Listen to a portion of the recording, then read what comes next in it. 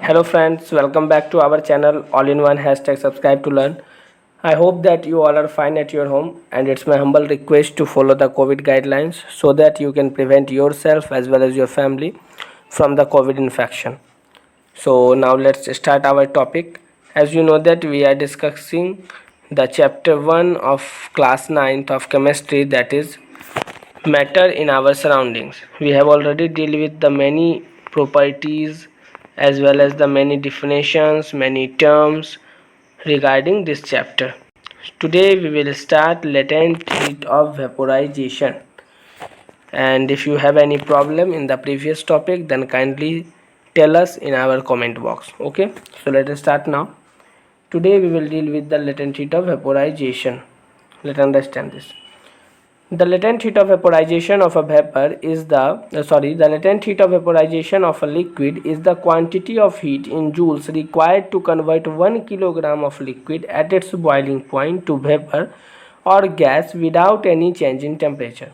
मतलब क्या हुआ लेटेंट हीट ऑफ वेपोराइजेशन का, कि इसमें हम लोग लेटेंट हीट किसका कर रहे हैं, यानी कि लेटेंट हीट ऑफ वेपोराइजेशन, और किस चीज़ का, तो लिक्विड का. तो ये क्या होगा, तो the quantity of heat required, यानी कितना हीट एनर्जी रिक्वायर्ड लगता है 1 किलोग्राम किसी भी लिक्विड का उसके बॉइलिंग पॉइंट पे उसको वेपर से गैस में चेंज करने में, वेपर या गैस में चेंज करने में, और जिसमें टेम्परेचर उसका चेंज नहीं होगा. आप सोचेंगे कि आप टेम्परेचर चेंज नहीं होने का क्या मतलब है. टेम्परेचर नहीं चेंज होने का ये मतलब है कि जब हम किसी भी लिक्विड को गैस में कन्वर्ट करेंगे तो उसका जो बॉइलिंग पॉइंट होगा वो तो सेम ही रहेगा. सिर्फ यहाँ पे डिपेंड क्या करेगा, तो क्योंकि ये 1 किलोग्राम है तो इसको कन्वर्ट होने में कितना समय लग रहा है या कितना एनर्जी लग रहा है, तो हमें यहाँ सिर्फ एनर्जी से लेना देना है, टाइम से कोई लेना देना नहीं है. तो लेटेंट हीट ऑफ, ऐसे ही हम लोग पहले देखे थे कि लेटेंट हीट मतलब होता क्या है, तो उतना वो एनर्जी जो सप्लाई किया जाता है किसी भी क्वांटिटी के या फिर किसी भी अमाउंट के सब्सटेंस को चेंज करने के लिए उसके स्टेट को. तो यहाँ पे क्या है, हमें पता है किस स्टेट को चेंज करना है, लिक्विड से गैस में चेंज करना है, तभी वो लेटेंट हीट ऑफ वेपोराइजेशन कहलाएगा. और क्वांटिटी कितना है, तो 1 किलोग्राम, और किस चीज़ का, तो किसी भी लिक्विड का. तो यानी 1 किलोग्राम किसी लिक्विड को कन्वर्ट करने में वेपर या गैस में और उसके टेम्परेचर को चेंज किए बिना कितना हीट एनर्जी लगता है, ये हमें पता करना है, उसी को लेटेंट हीट ऑफ वेपोराइजेशन कहते हैं. अब जैसे यहाँ पे एक चीज़ हमें बताया है कि the latent heat of vaporisation of water is 22.5 into 10⁵ joules per kilogram, या फिर इसी को लिख सकते हैं 22.5 इंटू 10⁵ जूल्स पर केजी.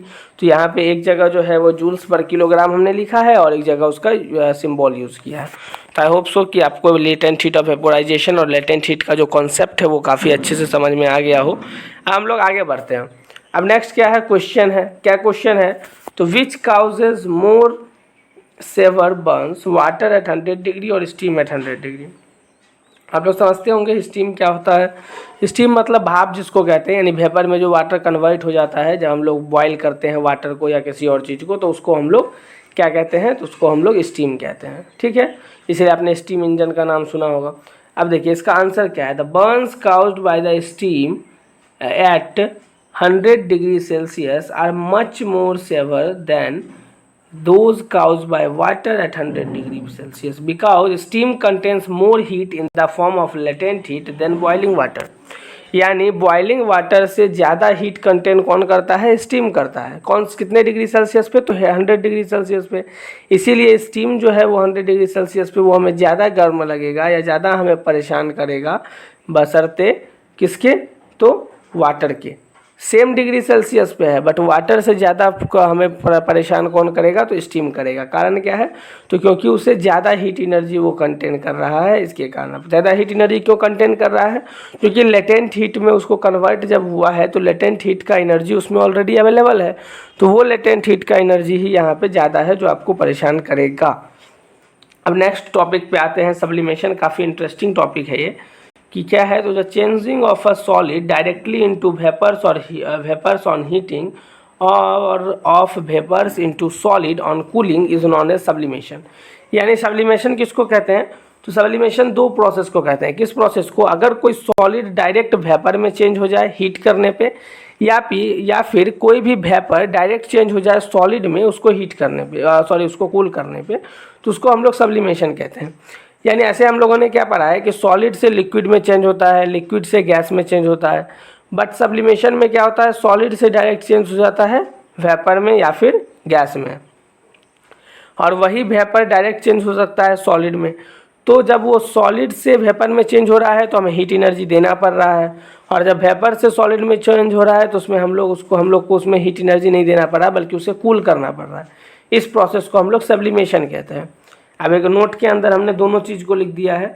तो क्या है? पहला, the change of a solid directly into vapour और gas on heating is called sublimation. यानी किसी सॉलिड का चेंजिंग डायरेक्ट वेपर में या फिर गैस में हीट करने पे, तो उसको हम लोग सब्लिमेशन कहते हैं। वैसे ही द चेंजिंग ऑफ वेपर और gas directly into solid on cooling is called sublimation. या फिर किसी वेपर और गैस को डायरेक्टली हम लोग चेंज करते हैं किसमें, सॉलिड में, किस चीज़ के द्वारा, तो कूल करने के द्वारा, तो उसको हम लोग क्या कहते हैं, सब्लिमेशन कहते हैं।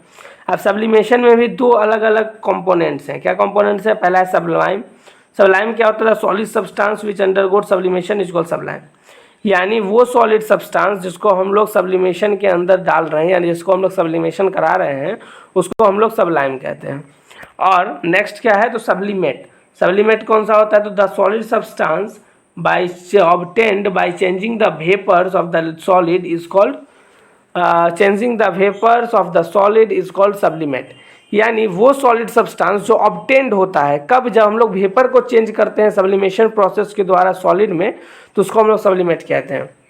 एक बार फिर से मैं बता देता हूँ। सब्लाइम मतलब हुआ वो सॉलिड सब्सटेंस जिसको हम लोग वेपर में चेंज करते हैं, यानी वो सॉलिड सब्सटेंस जो सब्लिमेशन में जाता है उसको हम लोग सब्लाइम कहते हैं। और सब्लिमेट मतलब हुआ वो सॉलिड सब्सटेंस जो हमें ऑब्टेंड होता है, यानी हमें मिलता है कब? तो वेपर को सॉलिड में चेंज करने पे। ठीक है, तो उसको हम लोग क्या कहते हैं, सब्लिमेट। अब नेक्स्ट है the common substance which undergoes sublimation. यानी सब्लिमेशन के एग्जांपल्स कौन कौन से ऐसे सब्सटेंस हैं जो सब्लिमेशन करते हैं। तो पहला है अमोनियम क्लोराइड, नेक्स्ट है आयोडीन, थर्ड है कैम्फर। ये काफ़ी कॉमन है, ये आप लोग अपने घर में भी करके देख सकते हैं। कैम्फर और नेफ्थलीन, ये दो आपके घर में अवेलेबल होगा। ये दोनों को आप आसानी से जो है वो धूप में डाल के देख सकते हैं कि वो डायरेक्ट लिक्विड में नहीं चेंज होता, वो डायरेक्ट जो है वो गैस में चेंज हो जाता है। ठीक है, और लास्ट है एंथ्रासीन। तो ये 5 एग्जाम्पल्स हैं, जिस 5 एग्जाम्पल्स में से 2 ऐसा है जो आपके घर में ईजिली अवेलेबल है, कैम्फर और नेफ्थलीन बॉल्स। तो इस दोनों का आप यूज़ करके आप डायरेक्ट अपने सामने देख सकते हैं कि कैसे सब्लिमेशन का प्रोसेस होता है। अब नेक्स्ट है क्या? तो सॉलिड कार्बन डाइऑक्साइड और dry ice sublimes to form carbon dioxide gas. यानी सॉलिड कार्बन डाइऑक्साइड जो होते हैं, या फिर जिसको हम लोग ड्राई आइस कहते हैं, वो भी सब्लाइम्स होते हैं। सब्लाइम्स मतलब हमने आपको पहले बताया कि जो चेंज होते हैं वेपर्स में, वो वेपर्स में चेंज हो गए किस में आ जाते हैं, तो कार्बन डाइऑक्साइड में। ठीक है फ्रेंड्स, चलिए अब नेक्स्ट आते हैं, इसको आज स्टार्ट करते हैं हम लोग। क्या है effect of change of pressure. यानी क्या इफेक्ट पड़ता है जब किसी भी सब्सटेंस के प्रेशर को चेंज किया जाए, तो उसका क्या इफेक्ट पड़ेगा उस पर। तो सबसे पहली बात क्या है, the physical state of matter can also be changed by changing the pressure. क्योंकि हमने पहले ही पढ़ा था कि किसी भी सब्सटेंस के फिजिकल स्टेट को चेंज करने के लिए 2 चीज़ की आवश्यकता होती है, एक चेंज इन टेम्परेचर और दूसरा चेंज इन प्रेशर। तो टेम्परेचर के बारे में हम लोग पढ़ लिया कि टेम्परेचर को चेंज करने से हमें कितना फॉर्म मिलता है, जिसमें हम लोगों ने मेल्टिंग पढ़ा, बॉइलिंग पढ़ा, फ्रीजिंग पढ़ा, कंडेंसेशन पढ़ा। अब हम लोग बाय चेंजिंग द प्रेशर क्या इफेक्ट पड़ता है वो पढ़ते हैं। तो जैसे नेक्स्ट क्या है, gases can be liquefied by applying pressure and lowering the temperature. यानी अगर हम लोग प्रेशर अप्लाई करते हैं और टेम्परेचर को लोअर करते हैं, यानी कम करते हैं, तो गैस को लिक्विफाइड किया जा सकता है। यानी कोई भी गैस अगर गैसियस फॉर्म में है, ऑब्वियस बात है गैस है तो गैसियस फॉर्म में है, तो उसको हम लोग लिक्विड फॉर्म में भी चेंज कर सकते हैं। जैसे एग्जांपल क्या है, तो ammonia gas. Ammonia gas can be liquefied by applying high pressure and lowering the temperature. अगर अमोनिया गैस में हम लोग हाई प्रेशर प्रोवाइड करें और टेम्परेचर को लो कर दें, तो उसको हम लोग आसानी से लिक्विफाइड कर सकते हैं। ठीक है, नेक्स्ट है the conversion of solid carbon dioxide into carbon dioxide gas is a change of state which is caused by the decrease in pressure and increase in atmospheric temperature. यानी क्या है, नेक्स्ट एग्जांपल दे रहा है कि solid carbon dioxide को हम लोग carbon dioxide gas में चेंज कर सकते हैं, और ये भी चेंज ऑफ स्टेट है, जो कि कब होता है, जब हम लोग प्रेशर को डिक्रीज़ कर देते हैं और एटमॉस्फेरिक टेम्परेचर को इंक्रीज़ कर देते हैं। यानी इन दो केसेस में हम लोगों ने देखा कि क्या होता है कि हम लोग टेम्परेचर को कम कर रहे हैं और जो प्रेशर है उसको ज़्यादा कर रहे हैं, तो इससे क्या हो रहा है, इससे उसका फिजिकल स्टेट जो है वो चेंज हो रहा है। जो कि सॉलिड कार्बन डाइऑक्साइड है वो कार्बन डाइऑक्साइड में चेंज हो रहा है। उसके बाद एक हमने देखा अमोनिया गैस है, वो भी लिक्विफाइड हो रहा है। ठीक है फ्रेंड्स, अब नेक्स्ट डे हम लोग इवेपोरेशन पढ़ेंगे और फॉलोइंग फैक्टर्स जो इफेक्ट कर रहा है इवेपोरेशन को, उसको पढ़ेंगे। उसके बाद इस चैप्टर में ज़्यादा कुछ नहीं बचा, तो एक दिन के लिए मैं इसको बचा लिया हूँ कि एक दिन और हम लोग इसको करेंगे। ठीक है फ्रेंड्स, और नोट्स आपने अपने कॉपी में नोट डाउन कर लिया होगा, क्योंकि टेलीग्राम चैनल पे मैंने नोट्स को शेयर कर दिया था, और आई होप कि आप लोगों को कोई प्रॉब्लम ना हो। और उसके बाद जब हम लोग इस चैप्टर को ख़त्म करेंगे, उसके बाद हम लोग एक टेस्ट भी कंडक्ट करने जा रहे हैं।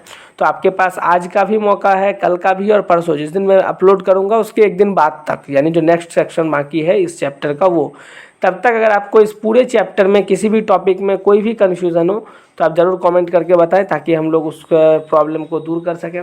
ठीक है फ्रेंड्स, और बाकी हमारे चैनल से जुड़े रहिए और अपने फ्रेंड्स तक भी इसको शेयर कीजिए, ताकि वो भी इस चैनल के माध्यम से अपने स्टडी को और आगे बढ़ा सकें। ठीक है friends, so thank you so much. Now we will meet in the next video and then we will continue or finish this chapter. Okay, so thank you so much.